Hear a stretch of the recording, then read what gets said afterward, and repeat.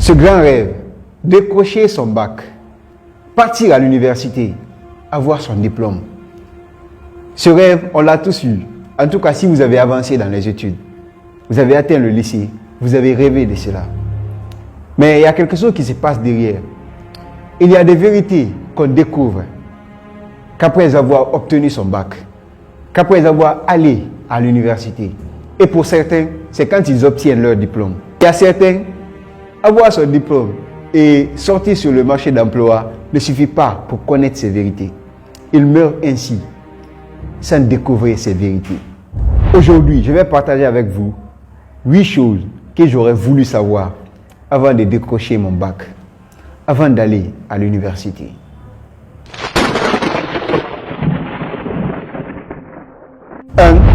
Les principes de l'école sont carrément, je dis bien carrément différents des principes de la vie.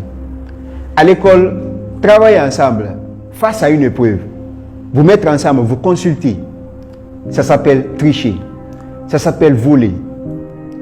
Ce n'est pas mériter la note que vous avez eue. Alors que dans la vie, travailler ensemble, former une équipe, c'est donner des mains, échanger, demander quand on ne connaît pas, c'est primordial. C'est indispensable pour bâtir quelque chose de solide. Pour pouvoir regarder des entreprises, regarder tous ceux qui parviennent à faire de grandes choses. Ils travaillent ensemble, ils travaillent en équipe. 2, les notes ne sont que des chiffres. Elles ne peuvent refléter votre valeur. Vous voyez, le système éducatif, on nous donne des notes. Vous faites ceci, on vous note. Et quand vous faites une erreur, on vous corrige. D'ailleurs, en français, on dit lui donner une bonne leçon. C'est là pourquoi? Pour vous démotiver. Et on met le rouge sur cela. Vous pouvez trouver 1000 questions et rater une seule question. C'est ce qu'on corrige avec le rouge pour attirer votre attention sur ce que vous n'avez pas répondu. Et ceux qui adorent la note, ceux qui partent à l'école pour des notes, tenez bien. La note que vous avez, ça ne reflète pas votre valeur. Ça reflète ce que vous avez fait le jour où vous avez fait l'évaluation, au moment précis. Vous pouvez faire une évaluation. Vous sortez de la salle, on vous demande les mêmes questions. Vous ne pouvez pas répondre comme vous avez répondu sur la feuille. La note qu'on va mettre sur la feuille, c'est ce que vous avez répondu. Si bien sûr, vous n'avez pas triché. Vous n'avez pas demandé. Vous avez répondu. Et cette note, ça reflète votre valeur en ce moment. Apprenez, partez à l'université si vous pensez que c'est là-bas que vous pouvez apprendre. C'est seulement là-bas que vous pouvez apprendre.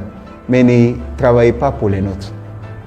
Travaillez, apprenez pour apprendre, pour comprendre, pour que ça vous serve. 3. Le diplôme n'est qu'un papier. Il ne garantit point le succès. Regardez le nombre de diplômés de notre pays. Combien de diplômés sortent chaque année de nos universités? Si le diplôme garantissait le succès, alors là, tout le monde réussirait. Tout le monde sait comment avoir les diplômes. Le diplôme n'est qu'un papier. Alors, ce n'est pas parce que vous n'avez pas de diplôme, ce n'est pas parce que vous n'avez pas été à l'université que vous ne pouvez pas réussir. Non, c'est archi faux. Lisez l'histoire des grandes personnes, des grandes personnalités. Est-ce que l'université même existait en leur temps? Ceux qui ont le plus marqué l'humanité, ceux qui ont le plus inventé avant. Et ceux qui continuent à inventer aujourd'hui, ont-ils fini l'université? Certains sont même partis à l'université. Renseignez-vous. Le diplôme, ce n'est qu'un papier. Ce qui va vous garantir le succès, c'est le travail. Le travail dur et intelligent. 4. La plupart des cours sont vérité d'hier, mais pure mensonge aujourd'hui. Vous savez, avant, on parlait de 18 ans pour que les informations changent. Mais aujourd'hui, les informations, la science évolue de jour à jour, de minute à minute. Alors parce que cela me fait tellement mal. Jusqu'à présent, dans nos écoles, on voit des professeurs qui viennent avec leurs anciens cahiers. Au moment où ils étaient sur le banc, ce qu'ils avaient noté, c'est ce qu'ils viennent vous donner. Dans nos programmes scolaires, dans nos livres, il y a tellement de mensonges aujourd'hui. Parce que la science a dépassé tout ça. Les choses évoluent. Alors si vous ne vous remettez pas en question, si vous n'actualisez pas les informations que vous avez, vous allez empoisonner les enfants. Alors vous qui partez à l'école, le monde est ouvert maintenant. Internet est à notre disposition. Nous pouvons apprendre comme on veut. Nous pouvons apprendre ce qu'on veut, quand on veut. Il n'y a plus de limite. Mais à l'école, franchement, il y a beaucoup de mensonges qu'on nous raconte là-bas. 5. Être premier à l'école n'est pas synonyme d'être le plus intelligent. Être premier à l'école, tout ce que ça veut dire, c'est que vous êtes plus intelligent à mémoriser. Vous êtes plus intelligent à vous soumettre, à suivre ce que le prof vous dit. C'est tout simplement ça. Vous êtes intelligent à faire cela. Ça fait tellement mal. La science la plus exacte, connue par les humains, c'est les mathématiques. C'est la science la plus exacte. Maintenant, on voit des professeurs, si vous ne suivez pas leur méthode, pour résoudre un problème, ils peuvent donner une bonne note à l'autre qui a suivi sa méthode que vous qui avez suivi une autre méthode. Peut-être même plus bonne, plus rapide. Simplement parce que vous ne l'avez pas suivi. Simplement. Maintenant, celui qui veut être premier, c'est celui qui ne va pas trouver autre méthode. Il va simplement faire la méthode du professeur. Parce qu'il veut être aimé du professeur. Il veut avoir la bonne note. Donc, vous êtes simplement plus manipulable. Vous ne pensez pas. Vous mangez tout ce qu'on vous sait. Le professeur donne, vous mangez sans penser, sans remettre en question, sans chercher ce qui est indispensable dans la vie. 6. L'université détruit le potentiel des jeunes. Ça rend moins intelligents. Vous voyez, à l'université, il y a un système, le conformisme. On met les jeunes dans un système où on vous dit d'être conforme, même si ce n'est pas bon, même si ce n'est pas bien, même si ce n'est pas scientifiquement correct, même si ce n'est pas académique. Il suffit de sortir de l'eau, de faire différemment, de suivre ton instinct, de commencer à penser, remettre en question pour qu'on vous rejette, pour qu'on vous critique, pour qu'on vous colle un 0,2. Pourquoi je dis que l'université détruit le potentiel des jeunes? Parce qu'à travers ce système de conformisme, les étudiants apprennent à recevoir des questions, ensuite répondre aux questions. Maintenant, s'ils sortent dans la vraie vie, ils se rendent compte, ils se font frapper par la réalité de la vie. Parce que là, on ne vous pose pas de questions. C'est à vous de chercher des questions. Dans la vraie vie, on se pose des questions, on cherche à les répondre. Et il n'y a pas de réponse standard. C'est que l'université dit aux enfants qu'il y a des réponses standards. On vous pose une question, c'est que dans un livre ou dans quoi, il y a des réponses. Si vous ne donnez pas ça, on ne vous note pas bien. Alors que dans la vie, tu te poses des questions, tu trouves des solutions. Et là, ce n'est pas un chemin tracé, tu traces ton chemin. C'est pourquoi beaucoup de premiers, je ne dis pas qu'il ne faut pas travailler à l'université pour être premier. Je ne dis pas que être premier est mauvais. Mais simplement, à force de se conformer, à force d'accepter ce système, ça développe chez vous une impuissance acquise. Vous voyez, cette expérience illustre bien cela, ce qui se passe à l'université. Si vous prenez un chien, vous le mettez dans une case. Vous prenez un côté de la case, vous l'électrifiez. Quand vous le faites, quand le chien touche ce côté, le courant va le taper. Si vous mettez dans tous les côtés et que le chien expérimente, dès qu'il touche, ça va le taper. Même si vous ouvrez la porte, le chien ne va pas sortir. Vous ouvrez la porte, le chien va rester figé. Il ne va rien faire. C'est comme le bébé éléphant qu'on prend, on met dans un cercle. On attache son pied avec un petit fil. Le bébé éléphant va se battre pour se libérer. Mais il ne va pas parvenir parce qu'il n'est pas assez fort en ce moment. Ensuite, les années passent, le bébé grandit. L'éléphant grandit. Il devient assez fort. Mais devinez quoi? Il ne fait rien pour se détacher. Il ne fait rien pour sortir. Parce qu'il a appris dès l'enfance qu'il ne peut pas sortir. C'est ce qu'on apprend à l'université. À travers ce système conformiste. On vous donne des questions, vous répondez. Il y a des réponses standards, alors que ce n'est pas vrai. la science a beaucoup plus évolué. On a besoin d'hommes qui pensent, pas d'hommes qui mémorisent. On a besoin d'hommes qui improvisent, pas d'hommes qui s'attendent à des choses qui vont venir suivant un ordre. La vie, ça ne suit pas un cours logique. Ça ne suit pas une ligne tracée. Il y a des hauts, il y a des bas. Vous devez pouvoir improviser. Vous devez pouvoir vous poser des questions. Ça, j'aurais vraiment voulu connaître avant de partir à l'université. 7. Chercher de l'argent doit commencer avant même la fac, pas après. Vous voyez, quand vous êtes en train d'étudier, et plus pire, vous partez jusqu'à l'université, vous ne commencez pas à chercher de l'argent. Vous commencez à chercher de l'argent. Il y a des gens qui sortent qui vous disent, ne cherchez pas de l'argent. Étudiez d'abord. Mais c'est quelle stupidité ça? Pour étudier actuellement, on a besoin d'argent. Vous ne voulez pas aider vos parents? Vous voulez que les parents continuent à donner? Vont-ils continuer à donner? Vous voyez, les sous disent ceci. C'est absurde de laisser un bébé dont la prise vous est obligatoire traîner dans la boue. Vous n'avez pas à attendre. Vous n'avez pas à attendre de finir. Vous n'allez jamais finir vos études. Ce qui est clair, vous n'allez jamais finir vos études. Alors pourquoi ne pas commencer à chercher de l'argent? Si vous savez faire la part des choses, vous pouvez apprendre. Vous pouvez continuer vos études tout en cherchant de l'argent. J'ai fini ma première licence il y a longtemps. Actuellement, ce que beaucoup ne savent pas sur moi, à côté de mes activités professionnelles et entrepreneuriales, je suis sur ma deuxième licence. Je me suis recyclé en industrie agroalimentaire et je passe en troisième année.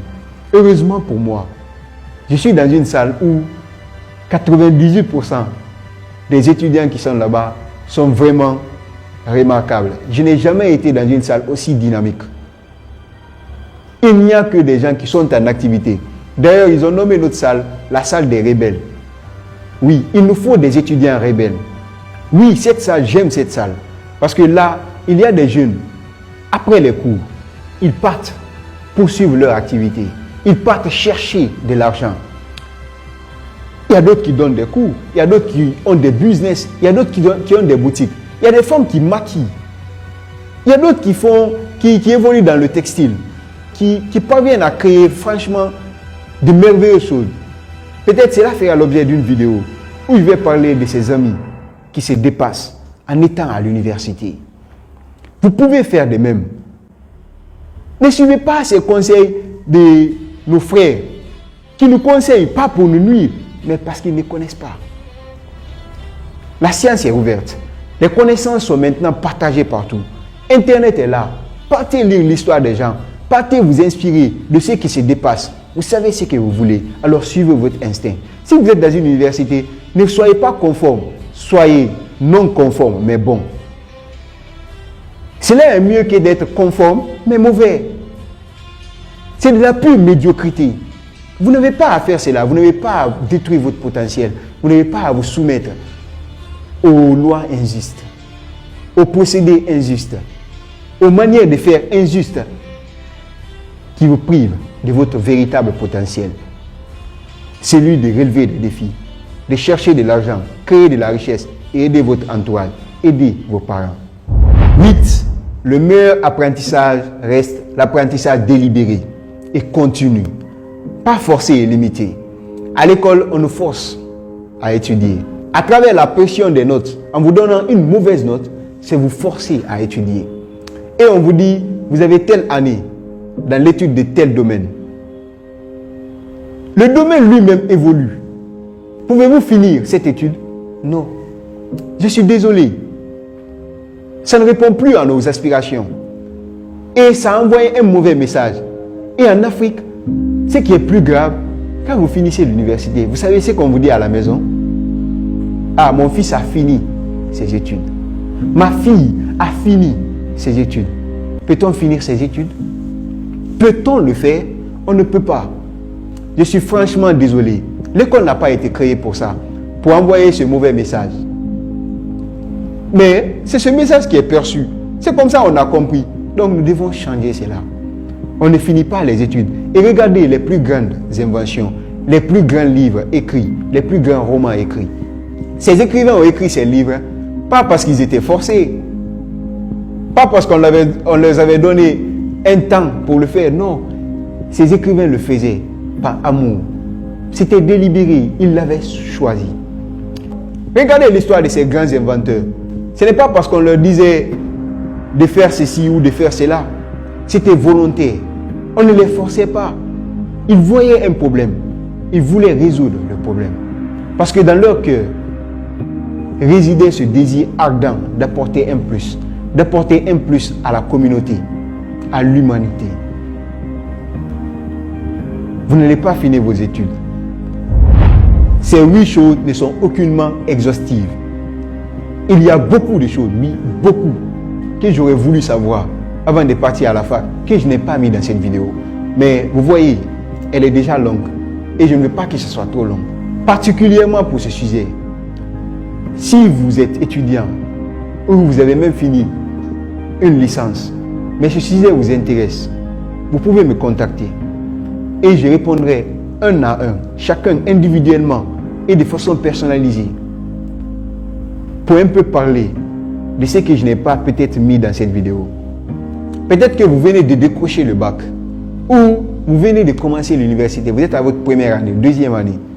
Dans tous les cas, si cette vidéo vous a servi, vous avez une soeur, vous avez un frère, vous avez un ami ou une amie, vous pouvez l'aider. Ces informations peuvent l'aider à redéfinir certaines choses, à se questionner. C'est ce qu'il faut. On a besoin des gens qui pensent, des gens qui se questionnent, pas des gens qui mémorisent et répondent et mangent tout ce qu'on leur sert. On a besoin des gens qui apportent de nouvelles choses, qui pensent pour apporter de nouvelles solutions. En tout cas, dans la vie réelle, pas à l'école, pas à la vie notée, parce que l'école, c'est la vie notée. La vie réelle, vous n'avez pas besoin de notes, vous avez des résultats. C'est à travers ces résultats, vous retravaillez sur vos stratégies. Vous apprenez à travers ces erreurs. C'est pourquoi dans la vie, on encourage les erreurs. Plus vous faites des erreurs, plus vous apprenez. À l'école, on punit sévèrement une erreur. Alors partage cette vidéo à ton ami qui vient peut-être d'avoir son bac, à ta soeur ou à ton frère. Partage cette vidéo, ça pourrait atteindre un enfant qui va commencer à repenser autrement, qui va commencer à voir l'école autrement, qui va peut-être avoir le désir là d'apprendre pour apprendre, d'apprendre pour comprendre, d'apprendre réellement, pas pour les notes, pas pour satisfaire qui que ce soit, mais pour apporter son plus à l'humanité. À très bientôt. Si le véritable créateur, le créateur des cieux, de la terre et des êtres vivants, le veut bien.